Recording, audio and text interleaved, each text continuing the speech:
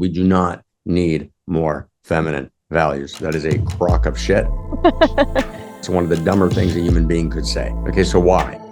Because first off, we need both more feminine values and more masculine values. So the assumption of the sentence is feminine values good, right? Ethereal, giving, nurturing, wondrous, masculine, brutalized, slightly boorish, and we're going to have to deal with it. So there's this kind of prioritization of the feminine, which clearly reality didn't intend. Reality intended a heros gamos, a divine marriage between the masculine and the feminine. That's one. But two, it also assumes that the feminine or the masculine, but let's say the feminine, is not mediated through a prism of consciousness, through a story of value. So for example, Nazi mothers training their children, right, to say Heil Hitler and go to the SS and nurture their children and raise good Nazis. Why are you raising good Nazis? Well, because I'm nurturing, right? But my nurturance is mediated through a tragically broken and flawed story of value.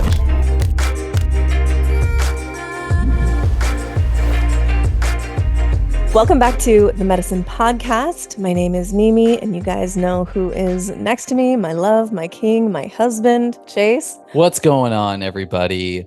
Man, we are so honored to have back for the second time, back by popular demand, Dr. MARC GAFNI. Welcome back to the Medicine, my friend. Thank you, Chase and Mimi. It's wonderful to see you both, and you're both glowing. So clearly wonder is in the air. So it's great to Thank you. Thank you for being here with us. And we know that you are doing many things in the world and coming on podcasts and speaking to people about your very important work is obviously a gift to our listeners, but it's also a gift to us. We are learning alongside our listeners, and today is no different. I think it would be great to just start by explaining this new, very important venture, just kind of the logistics of what you put together and why, kind of the backstory a little bit. Do you think that's a good place to start here before we jump into the meat of what's happening? No, that's excellent. That's excellent. Imagine that we're in Florence and we're in the Renaissance. And of course, there's good wine to be had, so that's already a good start. And there's about 10 families in Florence at the time. One of the families, the Pazzis, in the end took Florence down. But at that moment, there's this good moment where Cosmo de' Medici is, very, very prominent figure. Lorenzo Medici is a prominent figure. And they meet a gentleman named Plethon. And Plethon is from Constantinople, which has been sacked by the Crusaders. And he's a Byzantine scholar of Greco-Roman texts. He's resolving Aristotle and Plato. He's liberating the sparks of the sacred from paganism. And he's trying to put together a new worldview. And Plethon meets Cosmo Medici, who's kind of the patron, kind of ruler, him, Lorenzo, of Florence. And he says to him, I have literally a trunk of books, of ancient texts. And these books are the books that need to be woven together in what he didn't use those words. I'm going to use those words into a shared story of value for the world. So we're coming out of this medieval period in which all of the religions are fighting each other. There are warring factions. Religion is rivalrous conflict at win-lose metrics. My religion and everyone else has to bow to it. And if you don't, we're obligated to slaughter you, right? It's this tragic win-lose metrics of, and Plethon says, no. Plethon says there's a way to put this together. Cosmo de' Medici is completely blown away by this possibility. This is the emergence of modernity, the ability to abstract universals from these conflicting local warring factions. And Cosmo turns to Marcello Ficinio, and he says, let's start the Florentine Plato Academy. And that's the Renaissance. That's Medici. That's Ficinio. That's Pico della Mirandola, right? It's the unimaginable gathering of really a couple of hundred figures, not more. There's not more than that. It's this very small group. And they realize it's a time between worlds.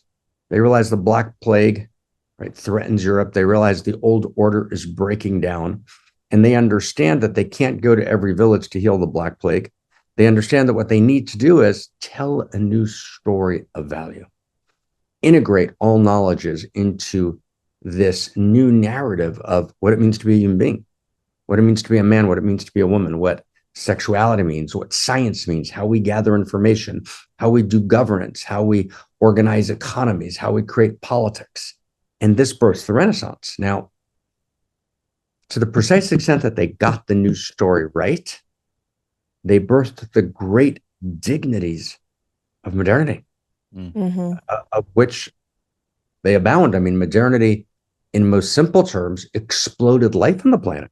And we went a couple hundred years ago from having 500 million people, right, to now having, close to 8 billion, going on 10 billion.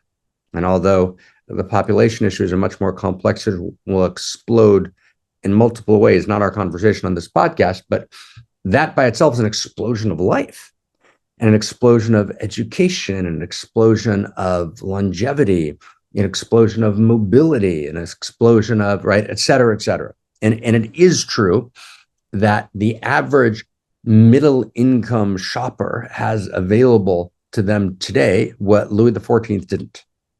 Right? So, right. Yeah. I mean, there's kind of like, right? And so there's a lot to say for the dignities of modernity, and particularly the ability for pluralism to emerge, for universal human rights to emerge, for slavery to be abolished, for the emergence of the feminine, for the wisdom of the body to begin to be recognized. That's all. These are the great dignities of modernity. These are the plot lines they got right. Tragically, however, they didn't get all the plot lines right. They missed a couple of key plot lines, left them out of the story. Those plot lines that they either missed or distorted or assumed actually have come to wreak their vengeance and have actually brought us directly to the meta crisis, which is this strange moment where we're facing, for the first time in history, genuine existential risk, meaning risk to our very existence, in which our exponential technologies have generated exponential threat. And kinds of existential risk, either the actual death of humanity, an actual set of extinction events in which the systems collapse. And by the way, just to get a flash of it, we're not going to go down that road today, but just imagine the fires that are sweeping the world, right? The climate changing fire events, flooding events. So I'll just give you a hint of it. So what happens to insurance? How do you do insurances? Yeah. And then ultimately they break down. Insurance first started, then they break down. Now you don't have insurance anymore. Then you don't have loans anymore. And then you can't start businesses anymore, right? Then you don't have health anymore, right? In other words, what happens is, what people are not quite seeing is that there's this very, very tightly intertextured systems. And when those systems begin to break down at their core, when the river dries up, right? The desert's no longer there, right? The dead zones in the oceans, there are 10 dead zones in the oceans, the size of major countries, right? And what actually happens? What happens is the systems break down. That's the death of humanity. That's the potential death of humanity. And an equally horrific outcome would be the death of our humanity. In other words, we respond to the threat by massive surveillance systems that are not based on first principles and first values. Right. First principles and first values, right? That actually enclose the planet in a planetary stack where everything is digitized. And you literally have the ability to manipulate emotions, to manipulate free will, right? To manipulate all form. The entire drama of decision-making is completely hijacked. I mean, even today, I noticed, maybe it was 2 weeks ago, this new thing on where it says on your WhatsApp, something like Meta wants to answer your questions. Meta, Yeah, I've seen that before. It says, Yeah. ask Meta anything. ask Meta anything, and what they'd like you to ask. This is new, right? This is just an incremental moment. They'd like you to ask. You're going out with someone. Well, you should now ask them, should you marry them? Because what they can do is they can then take a look at the digital footprint of that person, which is not what pornography they watched. That's not the issue. Everyone thinks, oh my God, someone's right. That is not the issue. That's the least important issue, right? Or the least compelling. It's more like, what is the way you type? What are your patterns of typing? What are your patterns of typing? How long do you hover, right, above the mouse before you click, right, which indicates, right? So it's all sorts of essentially what are called fine-grained invisible patterns that are fed into machine intelligence that generate a personality profile in a larger peer group, which then the digital world does constant split testing to figure out what sequence of prompts will generate that are invisible to you, will generate a particular response. So you don't even know. And in 1970, the Sam Ervin ran a huge commission talking about how the intelligence community was conducting experiments without people's knowledge, the government. Today, the tech sector is conducting far more extensive experiments. Yeah. They're able to throw an election without you even knowing it happened, right? By throwing 2 to 3% of the undecided voters in a particular county to get them to vote when we know how they're going to vote. No one's able to track it. In other words, there's the death of humanity and there's the death of our humanity. In this little cup, I have my favorite way to enjoy mushy love, which is in combination with cold milk. We drink raw cow's milk, and I put it about 8 ounces of milk in with about a scoop and a half of mushy love.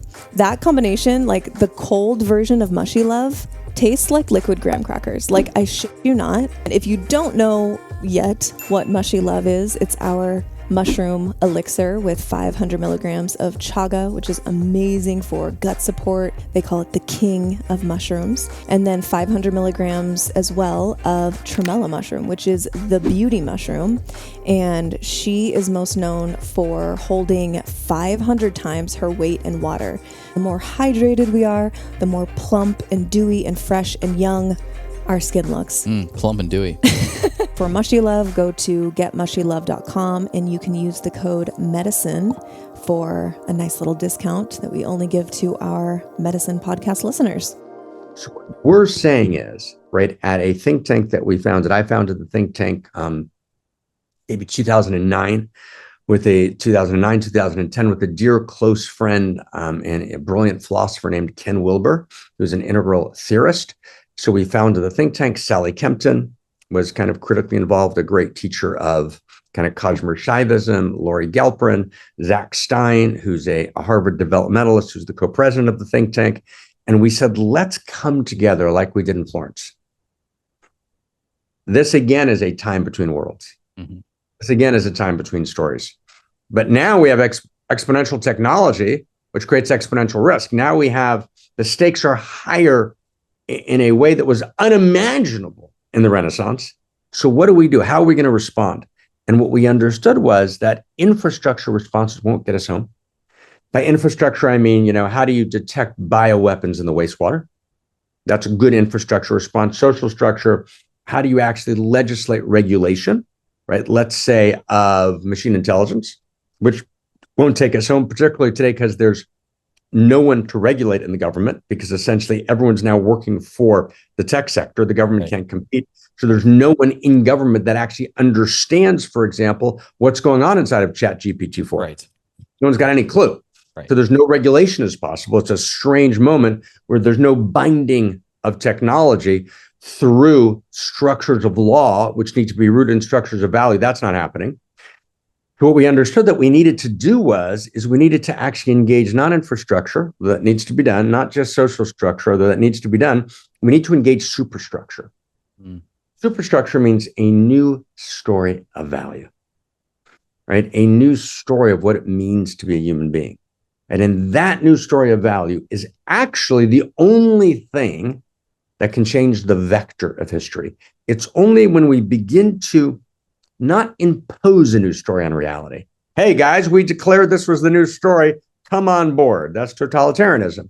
No, we need to generate a new story that's self-evidently coherent, that's rooted in the validated insights of the sciences, social sciences, hard sciences, classical sciences, interior sciences across history in every field of wisdom, weaving them together into a story that you can tell 50 truck drivers in Malaysia and 30 kids in Idaho, right? And 40 girls at a girls' school in China and 40 boys, right, in Russia, right? That actually is a story of value that's inherent to the field of Eros that is cosmos. And since we participate in that field of Eros, which is Eros value and Eros truth and Eros intelligence, we recognize the story as being self-evidently true. And that begins to orient us to a shared intimacy. Because once we have a shared story of value, we can overcome this global intimacy disorder that prevents us from engaging the meta crisis through any kind of resonance or coherence or coordination. So that isn't a word. That was a long sentence. So I apologize for that.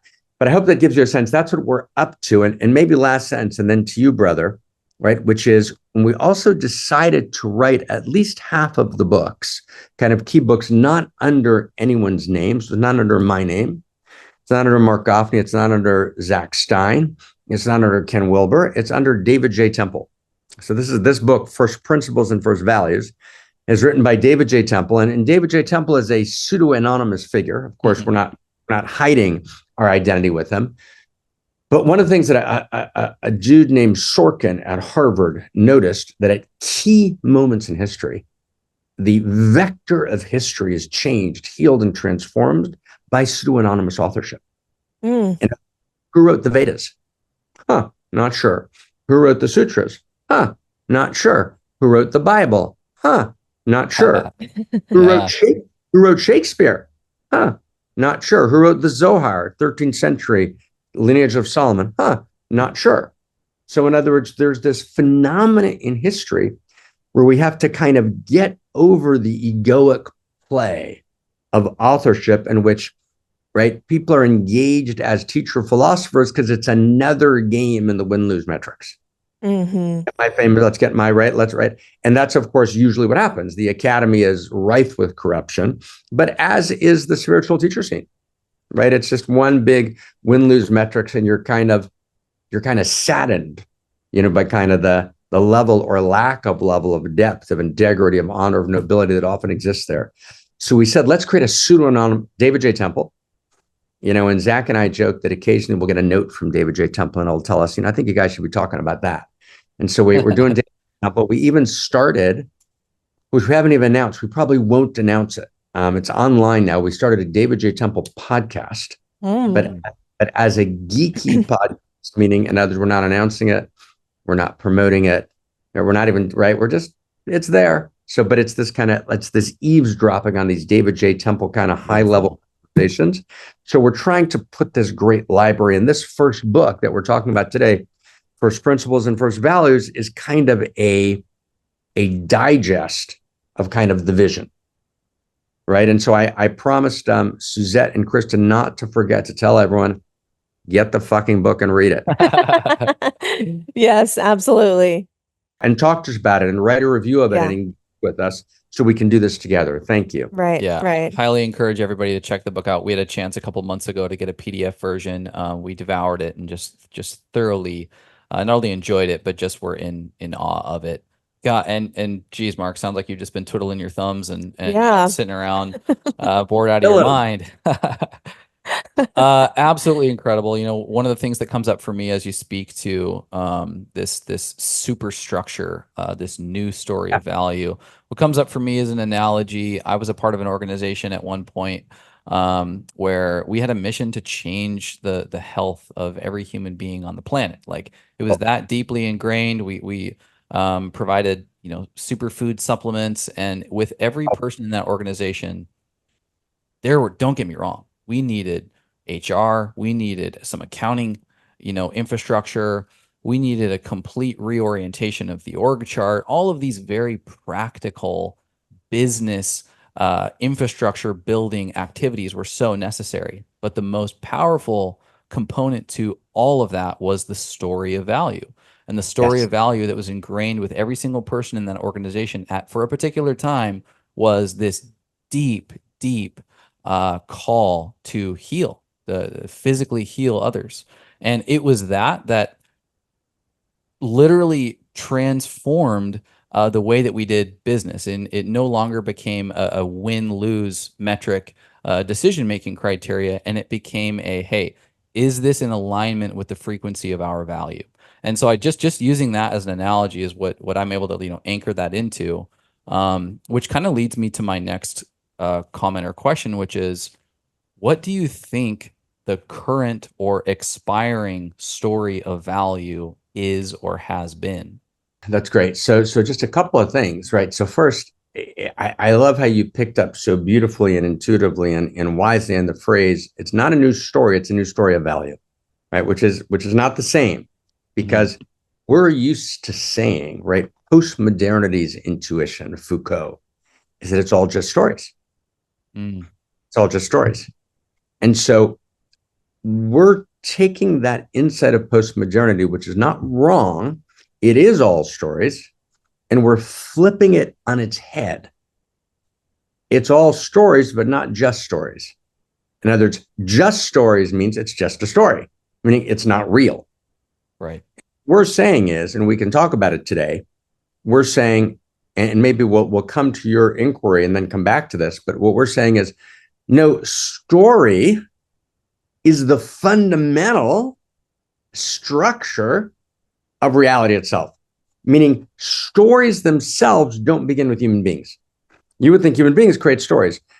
Muriel Rukeyser, who dies in 1980, is a great poet, writes, a whole range of poetry. So she's writing one particular poem, really, which is about Eros. And she writes, reality is not made up of atoms, reality is made up of stories. Now, a kind of somewhat sarcastic cultural critic that was actually critiquing myself and Zach and the work we were doing a few weeks ago, cites her, an obvious elliptical reference to our work and says, well, that's not true, right? Reality is also atoms, right? Of course, reality is atoms. But actually, that's not true, because atoms are stories too. See, that's the thing. Atoms are stories too. So story itself, and it's great to ask, what's the old story, what's the new story? But story itself is the fundamental structure of reality. And so an atom, for example, right, is made up of, an atom emerges about 380,000 years after the Big Bang, right? In the first nanoseconds after the Big Bang, you have protons and neutrons, right, coming together, but we don't have electrons yet in the story, right? Electrons enter the story. Let's not go down the scientific rabbit hole, but at some point, about 380,000 years later, there's this new protons, neutrons, and electrons. There's a new field of allurement that's created. There's desire, and it's desire for value. It's desire for greater value. It's desire for greater wholeness. So there's an experience of allurement. There's allurement. We're always allured to value. We desire value. And what value is, and here's a definition of value. Value is clarified desire. Clarified desire equals value. That's very helpful. We kind of intuit in our bodies, we make value and desire oppositional. Right? They're either for values or you're for desires, but you can't be for both, right?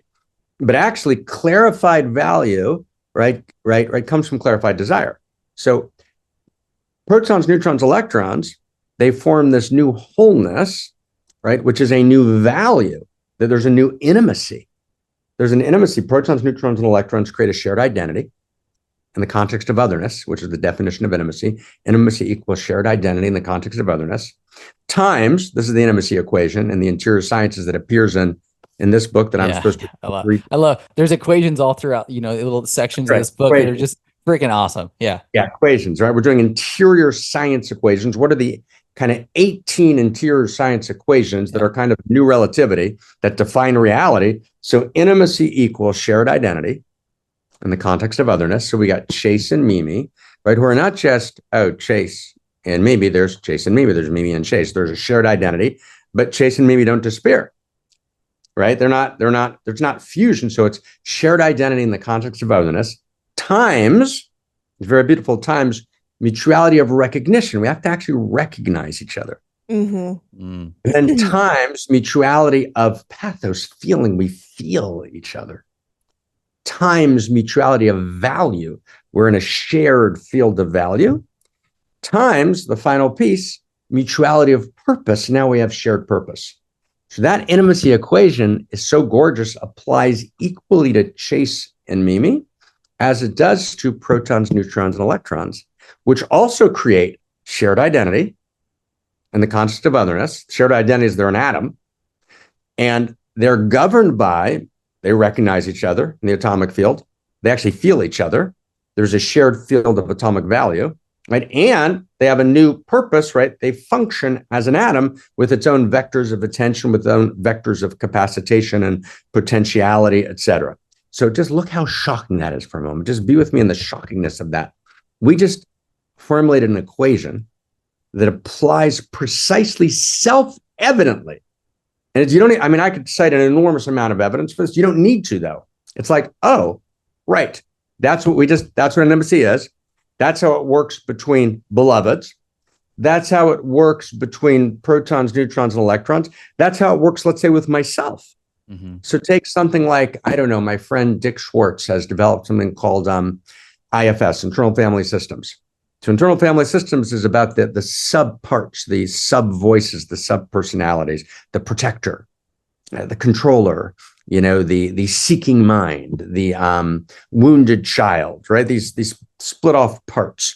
And mental breakdown, family systems points out, comes from one part optimizing itself and sub-optimizing the larger self, right? The self with a capital S, sub-optimizing the system. So that's non-intimate. In other words, my protector has taken over, but my protector is not talking to my wounded child. So intimacy would be shared identity, and as all the parts realize that they're part of a larger identity of self in the context of otherness, but we don't quash the identity of any of the individuated parts, times mutuality of recognition, the parts recognize each other, mutuality of feeling that parts feel each other, you actually bring them into dialogue.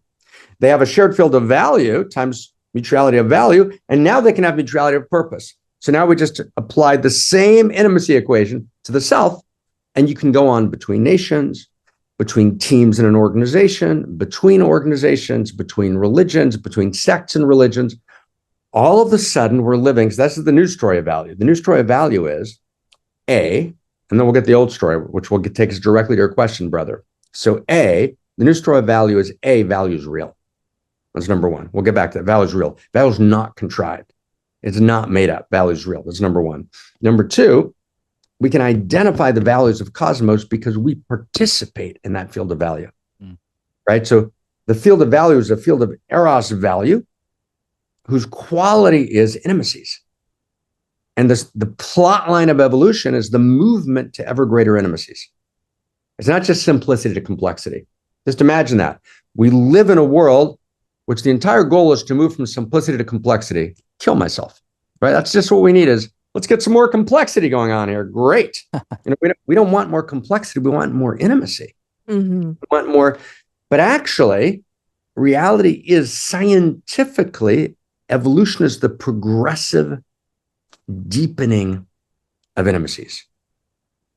For intimacies of value of cosmos. Intimacy is not just the mechanics of cosmos. Intimacy is the musical value of cosmos.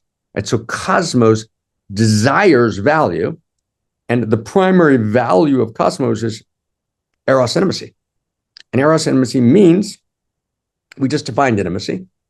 And eros means, interior science equation, eros means the experience of radical aliveness, desiring, so it has desire, deeper contact, right? We don't want to just be sexual the way we were last time. We don't want to just be creative the way we were last time. We don't want to be just poetic the way we were last time. We don't want to be competent just the way, we want deeper contact. So eros is the experience, eros equals the experience of radical aliveness, desiring ever deeper contact and ever greater wholeness. And wholeness means different parts are in right relationship. That's eros. So we just looked at an eros equation and an intimacy equation, which are the musical values of cosmos. It means cosmos is a field of value, which is not mechanics, it's music. Now, in the old story, right, Chase, your question, the assumption has been for the last 500 years that ultimately, there is no field of value. Value is ultimately contrived. right? And I mean, I'll just give you one example of just a popularization of this, so you don't think I made it up. And we talked about this last time, but it's the right example. When you have a popular historian who says that a story of value is a fiction, a figment of our imagination, right, or a social construct. And that's, for example, Yuval Harari's Homo Sapiens, chapter 2. Now, we wouldn't care if Harari said that. I mean, love Yuval, and we were in kind of overlapping circles in Israel at a certain moment. But Yuval's not the issue. The issue is that Barack Obama and, Jeff Bezos and Bill Gates and a whole cast of characters around the world endorse the book, and they say, yes, this is it. Whoa. Right? You just said there's no field of value. They're the last gasp of modernity. And the mainstream legacy institutions assume, both in the academy and in business and politics across the board, they assume there's actually no field of value. This doesn't exist, right? It's contrived, it's made up. So there's no value. If there's no value, then the only thing left is rivalrous conflict governed by win-lose metrics. Yeah. 2, which in the end, therefore, generates a fragile system because the parts aren't allured to each other. They don't know each other. They don't have shared identity with each other. So they compete in zero-sum competitions, right? And they're dissociated from the larger whole. So, for example, I mean, COVID's a good example. In COVID, as we went to heal COVID, we looked at particular causes of COVID. We went to heal them, ignoring the fact that the cause was happening in a larger system. And we might be causing famines in particular parts of the world where millions of people are going to die over the next 3 generations because we stopped grain shipments, because we looked at an isolated part of the system. We optimized that part. We sub-optimized the system and created the collapse of the system. So there was no intimacy between the parts. We started a financial instrument at a Goldman Sachs office in the Far East, which then ripples through Europe and then through America and causes a mortgage collapse in 2008, right? Because the parts don't feel each other. They don't experience each other as being part of the same field. So the new story is we live in an intimate universe. Intimacy is a value of cosmos. Reality is eros all the way up and all the way down, right? And the intimate universe lives in us. And intimacy is a core value in a larger field of value, right? The old story is there's no intimate universe. Intimacy is a social convention that changes. Eros is not real. Love is not real. Love is a contrivance. You go to the MIT Media Lab at the very center of internet culture. And Alex Pentland writes clearly in his book, Social Physics, touted by all of mainstream America, that love is a contrivance. It's created, right? It's a social construction. It's not real. Wow, right? And then you build the internet around generating rivalrous conflict governed by win-lose metrics, where you get a certain amount of views and you got to get a certain amount of likes. And and if you got the right amount of likes, you kind of feel good. And if you don't, you kind of feel like you're somehow not worthy, right? And I mean, it's kind of a wild system, right? It's like, hello, we're actually operating in this trap, right? Which generates a fragile system, or which then generates collapse, right? Because there's no intimacy between the parts. There's no coherence. There's no resonance. So in order to respond to the meta crisis, we need to generate a new story of value in which we're all part of the same story. And that story is a movement towards ever deeper intimacies, but intimacies don't mean a collapse of me. It means this hyper accentuation of my gorgeous, irreducible, stunning uniqueness. Uniqueness becomes the currency of connection between us, but I'm not separate, I'm unique. We come together as unique selves, we create a unique self symphony, begin to generate a different world. So that's the beginning of the conversation.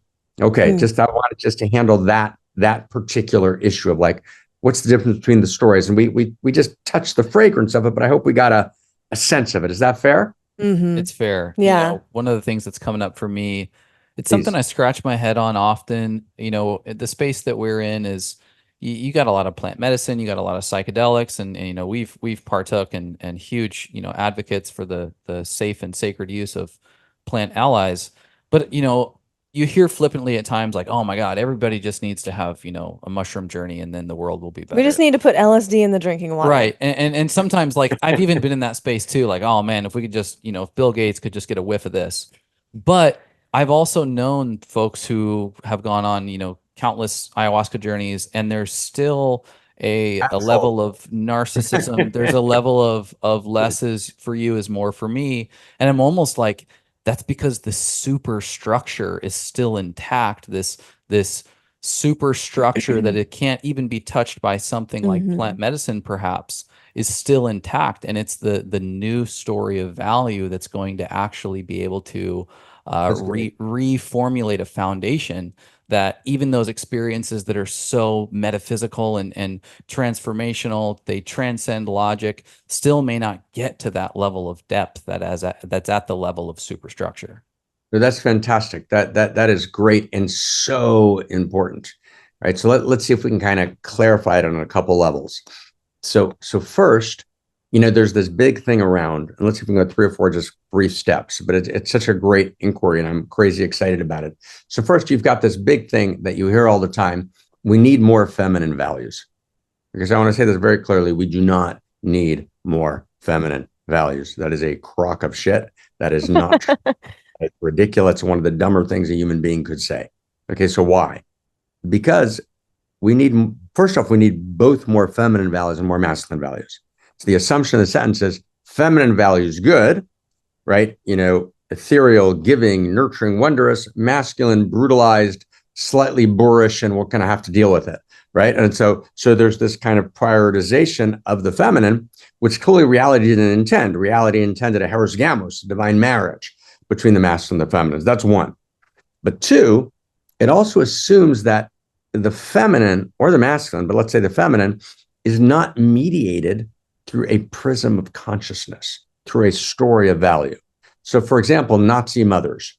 Let's have more Nazi mothers training their children, right, to say Heil Hitler and go to the SS and nurture their children and raise good Nazis, right? Well, we miss that. Why are you raising good Nazis? Well, because I'm nurturing, right? But my nurturance is mediated through a tragically broken and flawed story of value. That's enormously important. Do you remember Osama bin Laden, right? 9/11. Yep. So Osama bin Laden was just about to join the faculty of Esalen. No one knows. It's a secret. That's not true. I made that up. Oh, okay. Like, but the point is, when you look at his eyes, these fiery, great eyes, his daughter-in-law was a social worker. Osama bin Laden was not this monstrous figure, right, who was walking around with a machete, slaying people around him, right? His children were in social services, right? They did lots of kind and beautiful things. And they had a worldview which was based on a jihadi version of Islam, which said that jihad was not the internal transformation of the heart, which is a beautiful reading of jihad, but rather Dar el Harb over Dar el Islam, right? That is to say, the world's divided between Islam and a particular belief and a radical caliphate and a degradation of the feminine, ultimately, right? And a kind of apotheosis of a pure Islam. So his beautiful, fiery spiritual eyes, which were true, because he was doing lots of meditative medicine, if you will, and lots of deep Islamic journeying, but it was mediated through a story of value that was ethnocentric and homophobic and antibody and degrading of the feminine, right? And we forget that. Okay, that is to say, my state of consciousness. So medicine generates a state, a beautiful state of consciousness. It's a waking up state. I've awakened, but my waking up state is mediated through my level of consciousness, which is really my story of value, right? So it's a critical understanding. States of consciousness are mediated through stories of values. The state always is refracted through the prism of a story of value. I mean, another word for story of value might be dharma, right? Dharma means story of value. Dharma means a universe story, a story of identity, a story of desire, a story of power. Tantra is a story of value. Tantra is there's in 99% of tantric texts are not about sexuality at all. They're about a universe story, and about a story of identity, about a story of desire, about a story of power, out of which emerges a particular vision of sexuality, usually quite different than the one taught in kind of contemporary Western, tantra context. But bracket that for a second. The point is, tantra, right, or medicine, right, or state experiences are all mediated, right, through a story of value. And I mean, the simple way to say it is, medicine without the context of a story of value is either irrelevant or transient, right? Doesn't make a permanent change, or destructive. So I would say, not that medicine is not wildly important. Medicine is wildly important. I want to make that clear. Medicine is wildly important, but the medicine needs the Dharma. Mm-hmm. And the Dharma needs the medicine, right? In other words, there's supposed to be an interactive, inter-inclusive, interdigitated, right, relationship between medicine and Dharma. So I do my Dharma, I practice, I study the story of value, I articulate the story of value, and then I do my yoga, right? The way we say it in CosmoErotic Humanism is we need first principles and first values embedded in a story of value, and we need first practices. So medicine is unimaginably important. I want to make that clear. But what we've done is we've transformed medicine into the Dharma. The plant told me the Dharma. The plant didn't tell you the Dharma. Right? Sorry. Right? The plant told you the Dharma, which was mediated through your story of value that you live in, that then interpreted the voice of the plant in a particular way. And generally, unless you're very, very, very, very awake and discerning, you cannot disambiguate between the voice of the plant and your interpretation of the plant.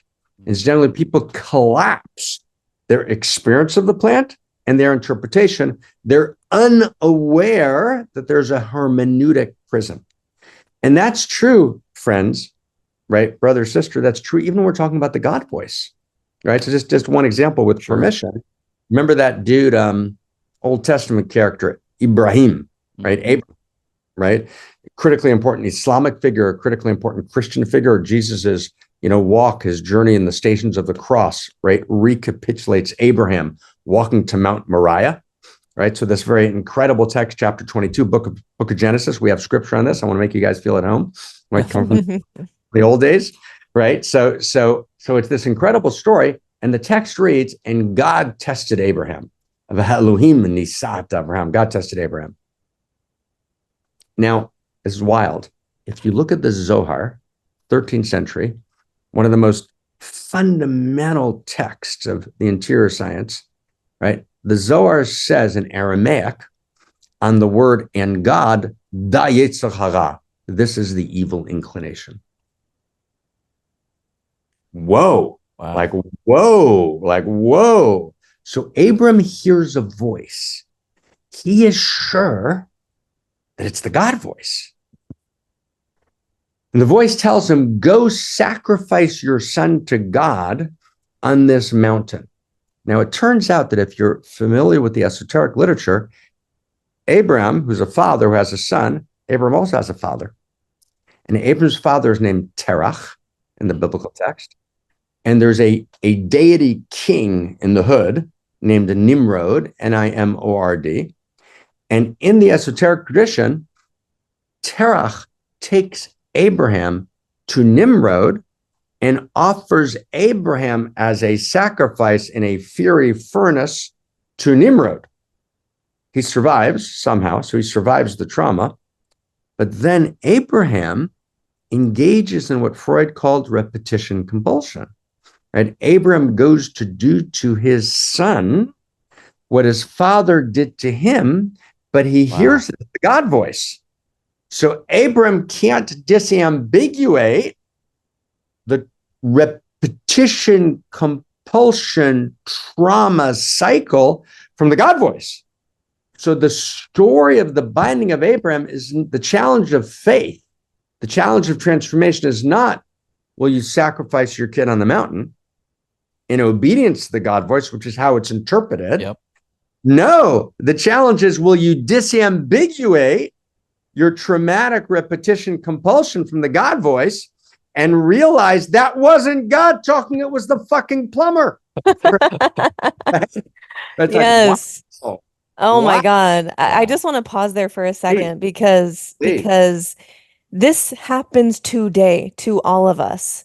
We all have the unfinished business of our parents to sort through and untangle. And if we do not make the unconscious conscious, it will direct our life and we will call it fate. And we will continue these patterns of trauma, which is why you see generations and generations of, I'm just picking out one example. This isn't picking on necessarily any one people group. It's just the first thing that came to my head, where you see, generations of, say, teen pregnancies, where it's just the norm. And you get into that cycle, and there's 5 generations of women who got pregnant when they were 16, 17, 18 years old, and then set on that path of, whatever that might look like. And that trauma just continues of maybe a child that was not well taken care of or didn't have a father in the home, or et cetera, et cetera, et cetera. This happens in every different type of flavor to all of us all the time. And it's just, I love that you're pointing this out as this is the myth. This is what we are to take from that story. This is always, this is a Bible story that always confused the hell out of me. As a little kid, you're thinking like, wait, damn, what? this He was God going is- to kill his Yeah. son. But, the way that we interpret it from our, Bible Sunday school teacher is like, he had faith and he would do anything for God, kind of thing. And you're supposed to do anything for God if he commands it. And that's really freaking scary as a little kid. Like, how are you? I remember having this, question in my mind throughout my entire life, not just around this one's Bible story, but how do I know what I'm hearing is of God or something else? How do you know? How do I discern? How do I cultivate discernment? How do I disambiguate the voice of the plumber from the voice of God? Right. Yes. And that is the story. And so when Abraham hears an angel call and say, Al tashlech yadcha el hanar, don't stretch out your hand against the boy, right? Don't do that, but right, and don't touch him. And then the voice doesn't say anything else. That's the true voice. And then Vayisa Einav, and Abram raised his eyes of Vayar, and he says, V'hinei ayel, right? There's a ram, ne'achaz b'sfach, caught in the thicket. And then Abraham realizes, oh, I'm supposed to sacrifice the ram. Right? So that is the triumph of Abraham, his ability to break the cycle of repetition, compulsion. Right. And the truth is that the great tragedy today within worlds religious and political is the repetition of the cycles of violence, right? Which people can't liberate themselves from, and particularly in the fundamentalist world, right? That remains the case. And it is in fact true that radical Islam, right, is an enormous danger because it confuses the God voice with its own cycles of self-imposed pain, right, and trauma, right? And it's an enormously painful moment. And I don't want to go into the Israel issue right now, right, because that's obviously on all of our minds. But I'm also not afraid of the issue, right? In other words, and I'm sure that there are many people who are listening who have particular sets of opinions. When I did a podcast with my dear friend Aubrey Marcus on this topic, when we first began, Aubrey was very deeply enculturated in a kind of a certain kind of narrative. And as we began to look at the facts together and began to study together, right, that narrative kind of, slowly collapses, right? And it's not that there's not, imperfection on all sides of the aisle. There are, however, and it's a good reminder, my son has been in Gaza for the last several months, quite intensively. And, Israel's made probably 1 million phone calls, million phone calls within Gaza Wow. to actually give warning, right, in a situation in which you have essentially an organization who is not, Hamas is not different than Hitler in any substantive way. Mm. We're talking about the worst offenses against the feminine in history. I mean, and people are afraid to say this on podcasts. They want to stay away from it, but let's just speak the truth. We're talking about, raping and killing women as their breasts are being cut off, right? We're talking about the worst systemized violence of the most brutal kind, right? As kind of the objective, right? Because the body itself has been demonized, and when the body is demonized, then you torture the body. You torture the demonized body, and so, and of course, and this is a story of value. It's not about that the Hamas boys are racially inferior to anyone. They're not. Of course, they're not. They're enculturated in a story of value, and so their ecstatic experiences of prayer, which are real, right, are mediated through the prism of a story of value, right? And Israel, which has done many, like any country, the United States, Israel, many imperfect things, over many years, but Israel is regularly court-martialing, right, soldiers who act out of hand, right? And the occasion in Israel, in the 20 years I lived there were twice where people, Jewish people acted out in ways that were just kind of completely wrong, and the entire country condemned them. Right? And that's where you can't like look at isolated incidents. Right. You look at how people respond. Right today in Gaza, Hamas still has 70% support. In the West Bank, Hamas would be elected again in a second. Oh, wow. So this is not. You have to understand what that means. So that means you have, a jihadi ecstasy, a state experience, a kind of medicine experience that's mediated through a story of value, right? And without question, there'll be people listening who will think, oh my God, right? Well, no. That's like, now, does Israel bomb Gaza? Israel does bomb Gaza. Should Israel bomb Gaza? That's a very good question. Should America have bombed Germany, right, to end World War II? It's a good question. But if you think America should have, right, then you're making a statement, and the statement is tragic, right? Every life lost in Gaza is tragic beyond imagination, whether it's Jewish or Arab. I have very, very close friends on both sides of the aisle, right? And every life is tragic, but there is not a moral equivalence. Right. And if we can't get that straight, right, on college campuses in America, right, we're in very, very, very big trouble. And it comes from, right, the sense that we see a deep experience of grief. So we see the utter, wrenching, horrific tragedy of a mother holding her child who's been killed. How can that not rip us apart? It should rip us apart. We're not human beings if it doesn't rip us apart. And when we saw German mothers holding their children that were killed in bombardment, it should absolutely rip us apart.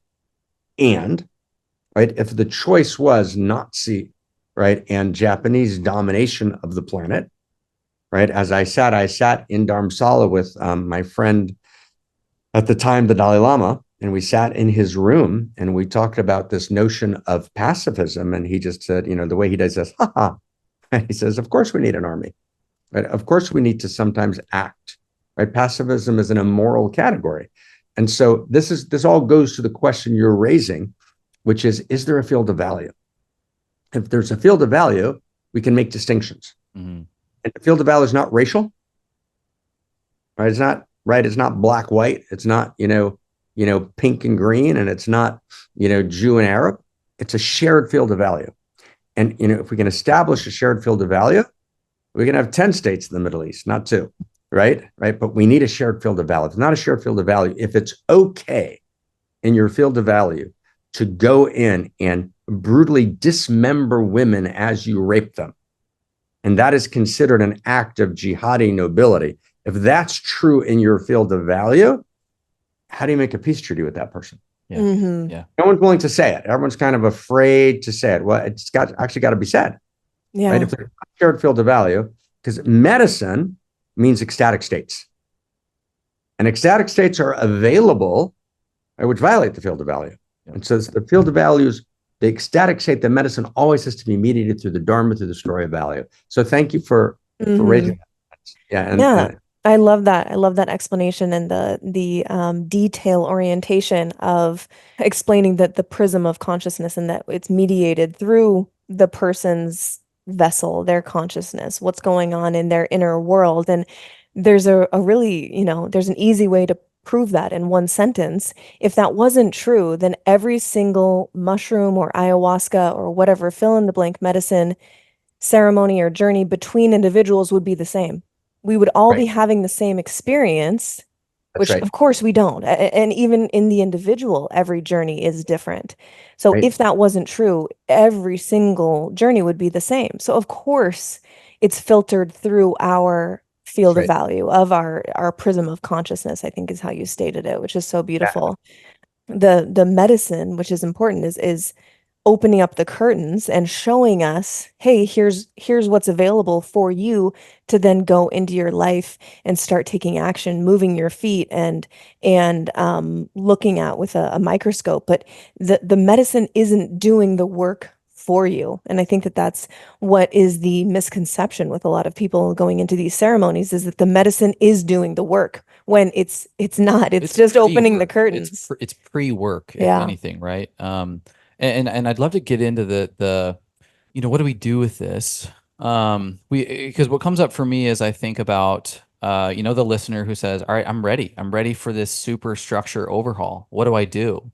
And then the question comes up to me is like, Jesus, how do we get Bill Gates on this? Or how do we get Jeff Bezos? Or how do we get, fill in the blank next president of the United States? What can we do? I'm like thirsty to help. Yeah, totally. And I think actually the story is so compelling and so true that we have to do, as you said earlier, right? You pointed earlier to organizational structures and accounting departments and right. And there's an enormous amount that needs to be done. Yeah. Right? And funding and structures and dissemination and delivery systems and editorial, right? That first of all of that has to be done. Number one, right? Now we have to, for whatever reason, one of the mysteries of reality, and one of the beauties of reality, and one of the enormous pains of reality is that reality is vessels and light. That's its nature.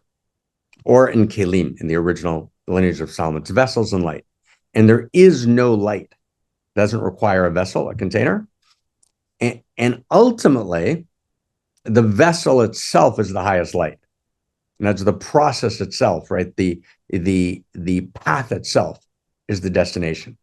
And so I think the first thing we can do which is very, very powerful, is actually just step in, right? In other words, even people that are close, to our circle and to close to the think tank, who I love dearly, are fantastic human beings. And if you happen to be listening, one of you I'm talking about, no, I'm not talking about you, but you sometimes think, when I talk to them, and just again, such beautiful people, that for them, actually, this moment where we're poised between utopia and dystopia, where we need actually to articulate a new story of value in response to the meta crisis, it's kind of like a hobby, right? It's kind of like a hobby, right? So someone will spend, I don't know, $300,000 a year on vacation, and then give $5,000 to the think tank. And I'm like, is there something wrong with this story? And this is completely politically incorrect to say, of course, you're not allowed to say shit like this, right? But between us, right? It's like, are you getting this? Right? In other words, and the whole point is that I want to be omni-considerate for the sake of the whole, right? In other words, the point, the core point of everything is, and again, we go through and unpack the story of value in the First Principles and First Values book, but at the core, I want to become the new human.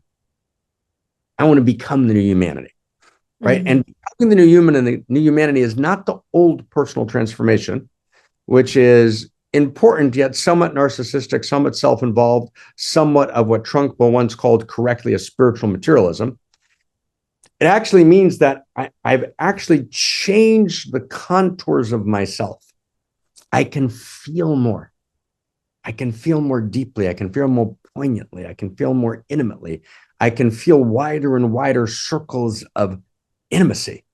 I'm actually omni-considerate for the sake of the whole. I'm omni-responsible for the sake of the whole. I'm omni-feeling for the sake of the whole.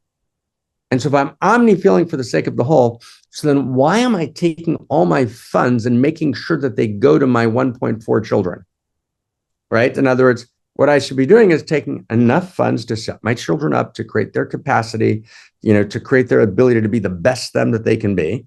And then I should then turn to a relationship of family, right, to reality, right, to my larger circles of intimacy and influence.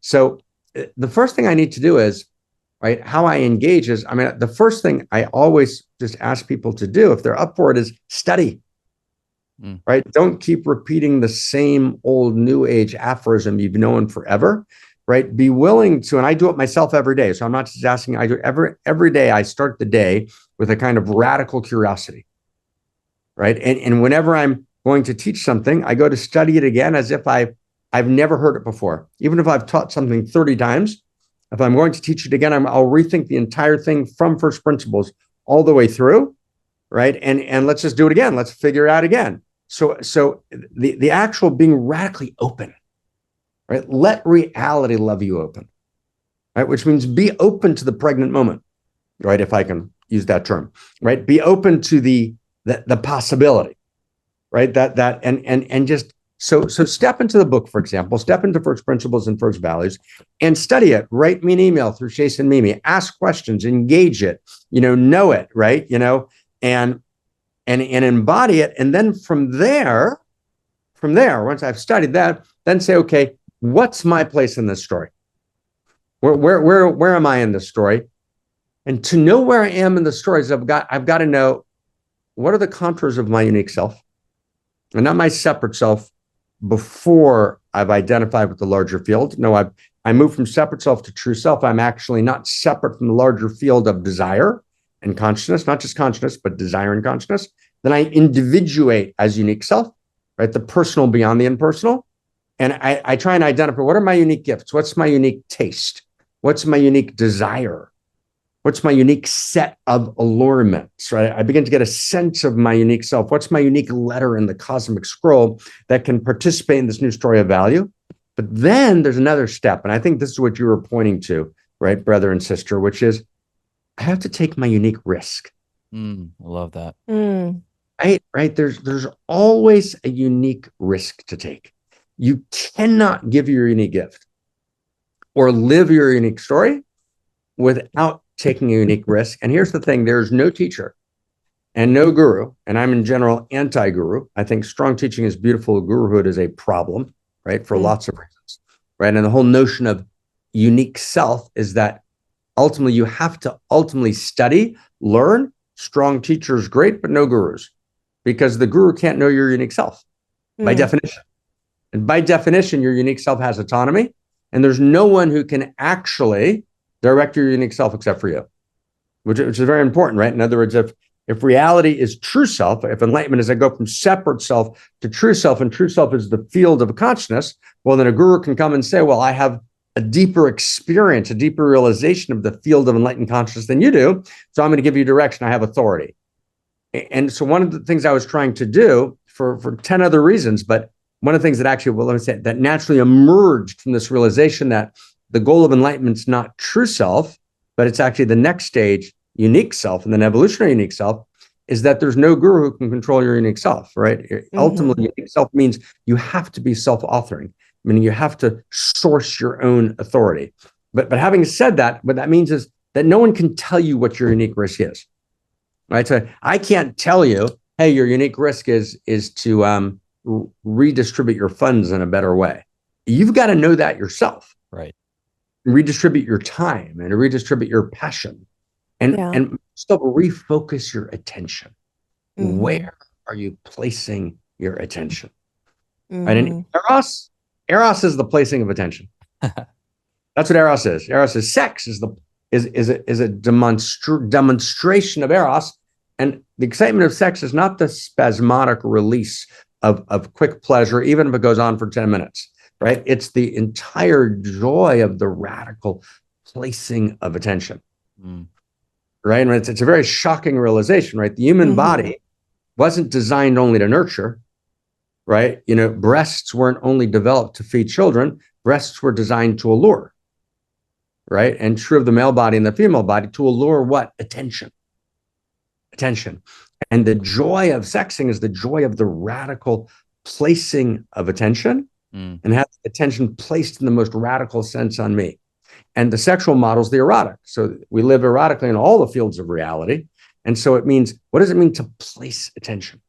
Eros is always the placing of not just attention, of my unique attention. And that will bring me to my unique risk. And my unique risk is the risk that if I don't take it, it collapses. Right? In other words, and my unique risk is it's not a foolhardy risk, right? And it's not a generalized risk that applies to everyone. It's my unique risk, and it's one that I can explain to everyone cogently why I shouldn't take it. Right? I mean, it's right. Yeah. And most people tell me, will parrot back to me the coherent reasons why I shouldn't do it. But I actually know, no, that's mine to do. That's my story. Yeah. And you can't ask ChatGPT what your unique risk is. Right.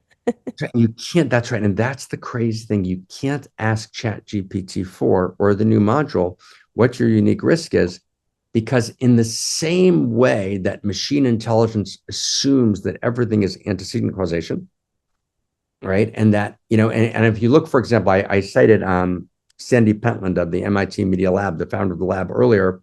When he writes in his papers about uniqueness, he calls it an anomaly, which is, quote, statistically insignificant. He calls it an anomaly, right? But actually that anomaly is who I am. Right? We have 99% the same DNA, but it's that 1% different. It's that anomaly that actually distinguishes the very purpose of my existence, which is why you say so beautiful, Mimi, that when a person goes into a ceremony, right, they're actually having an utterly unique experience because the medicine is refracted through the prism of their unique quality of intimacy, their unique quality of being, right? That is precisely the case. And so they're having an utterly unique journey. So there's a shared journey. So it's why we can talk to each other about it. But ultimately, there's a singularity in the journey. There's an elegant and beautiful loneliness in the communion. Right? And it's very subtle, right? In other words, we never want to fully overcome our loneliness. We want to overcome most of it. Right? We want to be in communion. We want to find each other. But we don't want to be so inundated that we lose that splendid singularity, which brings us to the single one, right? And there's a plague of loneliness today. There are ministries of loneliness opening around the world, and that's for many reasons. And ultimately, it has to do with being alienated from the field of value. You can't be lonely just by interacting with someone. You can only overcome loneliness when you're both participating together in a field of Eros value and you have a shared vision. Right. So when you look at the ministries of loneliness, they're trying to find ways just to have people be physically in the same place and play checkers. That won't quite do it. Right. We need something more. But having said that, there is a sense of being able to rest in myself. In other words, when I feel the onslaught of the emptiness and I'm by myself and he's away or she's away, or I live by myself or my friends are away, whatever it is. And I feel the kind of and I just want to go to Netflix, right? I just want to go to whatever the most immediate kind of soothing mechanism is. Can I inhibit that pseudo-addictive move, which is the move towards pseudo-eros, and just sit in myself? That's the beginning of enlightenment. That's the beginning of wholeness. To literally just sit. And what will happen is when I bracket my avoidance or my avoid dance, I stop the dance around the void and I sit in the void. What happens is it fills up. And as you say, Mimi, it doesn't fill up with a generic consciousness. It fills up with my unique consciousness, right? right? Chase fills up with this irreducible, unique quality of intimacy, which is me. And that meanness is God's shocking self-recognition. And it's why she manifested me, right? Reality intends me, right, to be, right, that which generates the shocking self-recognition of the divine, right? And it's a dimension of God shows up because I'm being me. I mean, stunning mystical realization. I mean, it's stunning. So, I mean, so for example, I mean, I'll talk to, I know a couple and I look forward to meeting them in person. Their names are Chase and Mimi. I'll talk to you about them at a different time. So why do those two hang out with each other? Okay. So that's an interesting question. Why do they all hang out? Right. So one of the reasons they hang out is because there's a quality of miminess that shows up on their best day when Chase is around that doesn't show up with anyone else. Mm-hmm. And there's a quality of chasteness that shows up in the presence of Mimi, right, that doesn't quite show up that way with anyone else. So we fall in love with someone because we see them and because they evoke a dimension of ourselves that no one else quite evokes. Now, this is what we call in CosmoErotic Humanism, same book, right? This is what we call, there's a section on anthro-ontology. Right? The human being, ontology, the mysteries are within us, how I access gnosis or knowing from within. So whatever my own interior experience is also the metaphysics of reality. Now, not my crazed experience, my clarified experience. I've got to clarify my experience, but my clarified experience is when I fall in love with you, the best way and the highest way, the most clear way, right? Something new in me emerges.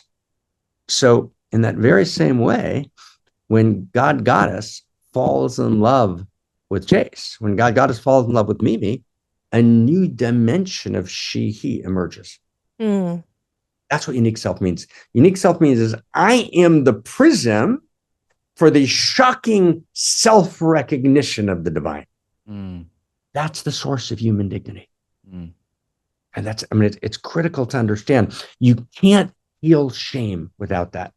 Shame is the experience. I mean, our good friend Brene Brown's doing a good job about teaching people to tell the story of the shame, and that's great, and that's important, but that's just the first important blessings. That's just the first level of shame. There's a much deeper shame, which is the shame of finitude. The shame of, at the moment that I experience my subjectification, I'm a subject, here I am, I experience my desubjectification. Why am I here? What value do I really have? What worth do I really have? Right? There's the shame of my very existence, and I'm humiliated in getting my basic needs met. Right. And I cover it up with all forms of pseudo-eros. And I only can move through that when I actually realize that I'm the evoker of a new God. That's my unique self evokes a new dimension, a new quality of divinity. It's a shocking realization. It's an ultimate dignity.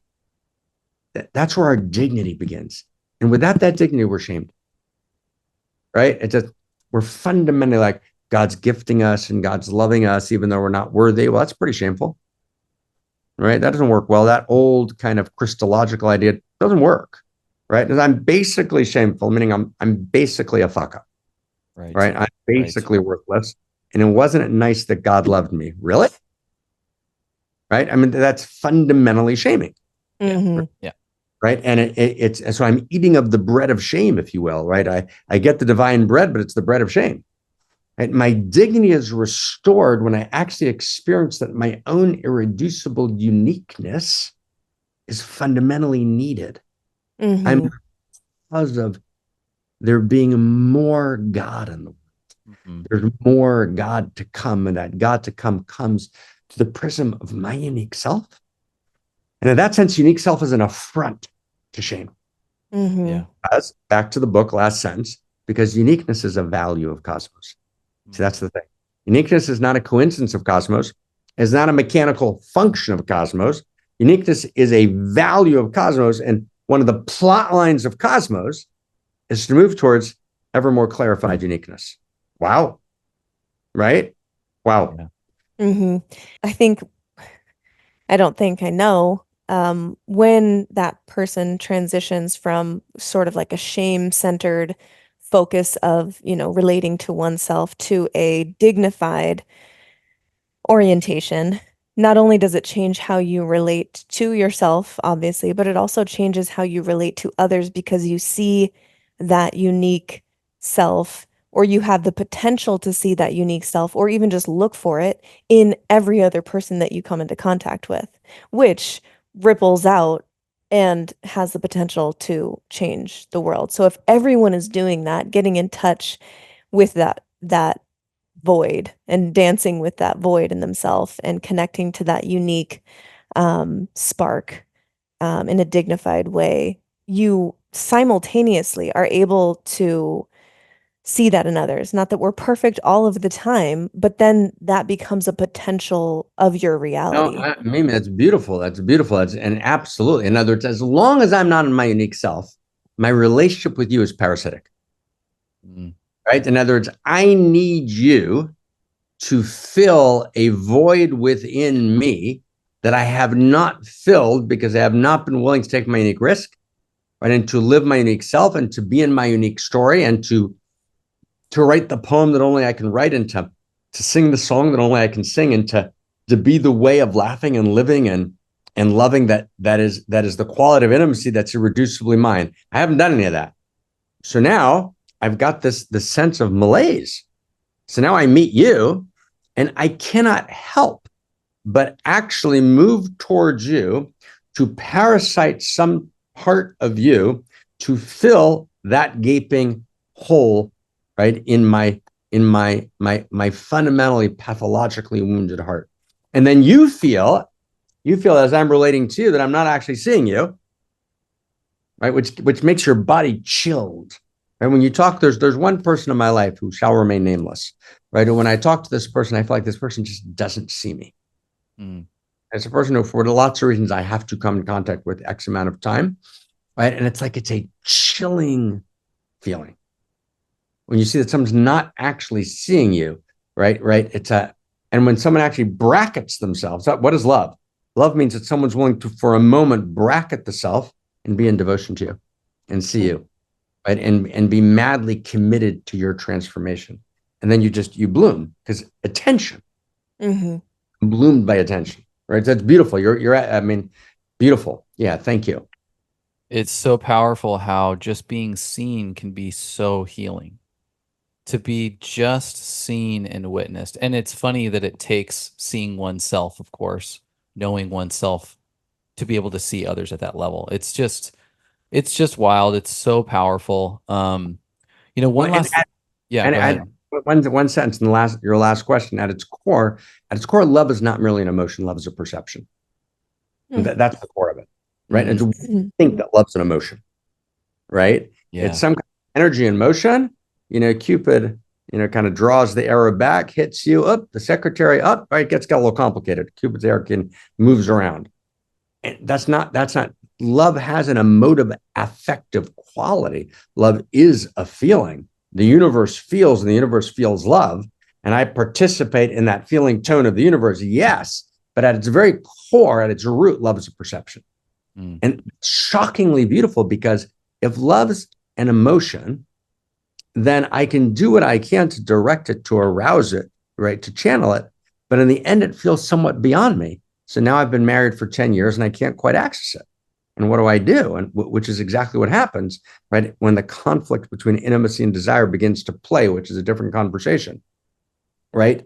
But if love is a perception, then a perception is something that I train, right? And I don't need to see a new body. I don't need a new sexual toy, right? With all due respect to sexual toys, right? I don't need, a new sexual position with all due respect to new sexual positions, right? And as I don't need to see new breasts, I need to see the same breasts with new eyes, right? I need new eyes. Yeah. And in new eyes means I deepen my capacity of perception. And if I actually get that, that means that actually 5 years ago, there's no way I could have loved you the same way because my perception wasn't deep enough. And it's the perception that generates the emotion, right? There's a very, very, very beautiful text just to end this piece just occurred to me. And it appears in the 19th century in a scholar named Isaac of Homil, Homil. And he's reading a text about Moses where it says, Utmunat Adonai bit. And Moses is being described in the book of Numbers in his singularity, this figure in the kind of classical Old Testament. And it's Tmunat Adonai bit, which means literally, Tmunat Adonai bit, he sees the picture of God. But if you read it carefully, it's not how it reads. If you translate it directly, it's Tmunat Adonai Yabit. He sees what God sees. He sees the picture that God sees, right? So to be a lover is to see with God's eyes. Yeah, that's right? so good. Right? It's like, wow. And then to love God is to let God see with my eyes. Wow.